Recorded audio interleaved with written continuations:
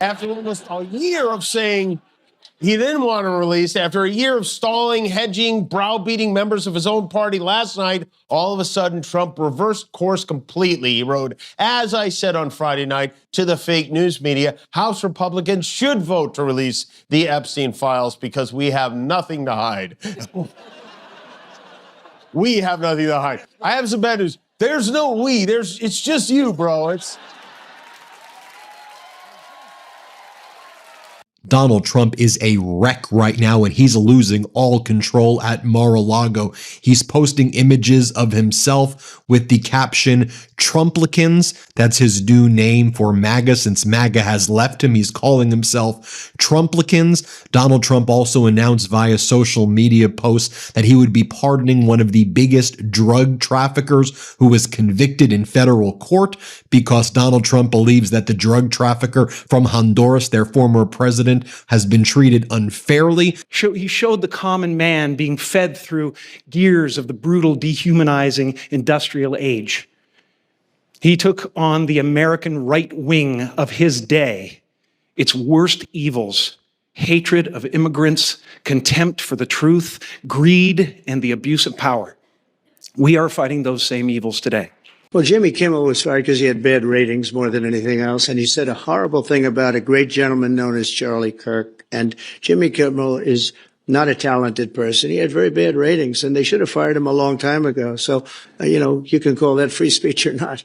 He was fired for lack of talent. You know what's wild?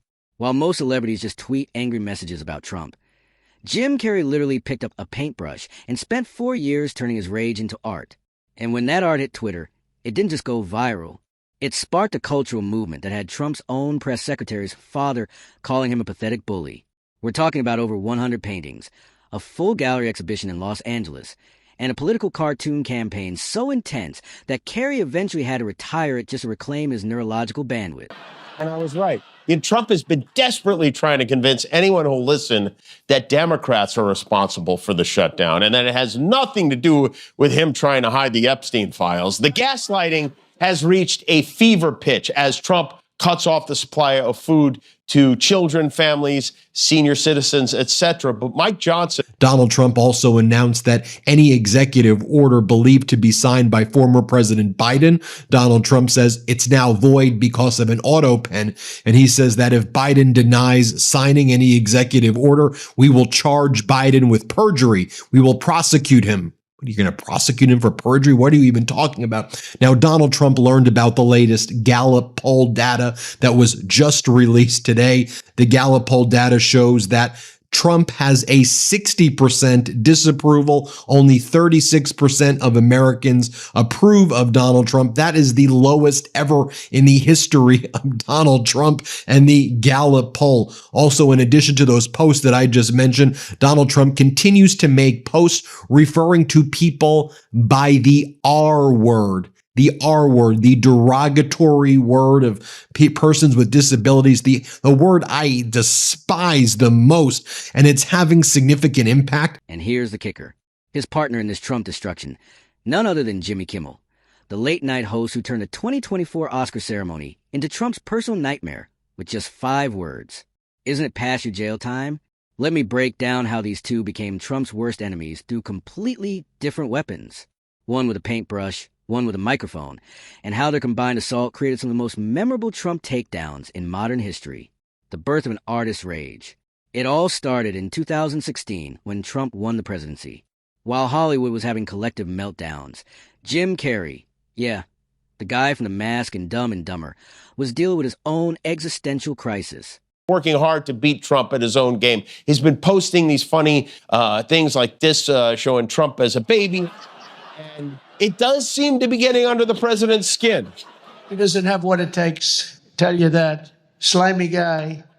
He's a slimy one. Maybe that should be his nickname. Slimy Newscom, right? And Donald Trump called Governor Walz of Minnesota the R word on a social media post. I don't even want to repeat it, but in Indiana, Republican senator, says, you know what? This has consequences. He said that his second daughter has Down syndrome, and Trump using the R word like that convinced this lawmaker, Michael Boacek, to not vote for Donald Trump's attempt to gerrymander Indiana. This Indiana senator says, he's a Republican. He's like a MAGA guy.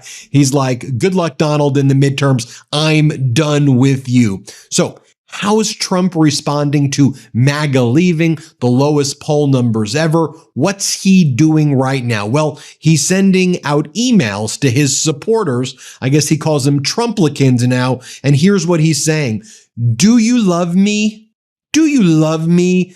Take the poll. You're the reason that all of this is possible, and I wanted to make sure you knew how much I appreciate you. Do you love me? So we're going to be doing a Thanksgiving fundraising blitz today. Can you please give me some money? That's what Donald Trump is posting right there. Also, Donald Trump continued to sell stuff. Sit in my room. Trump is toast. I like that. That's toast.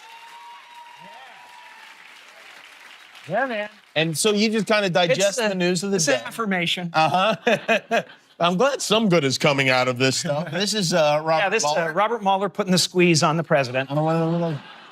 Just to relieve the stress. You know what I mean?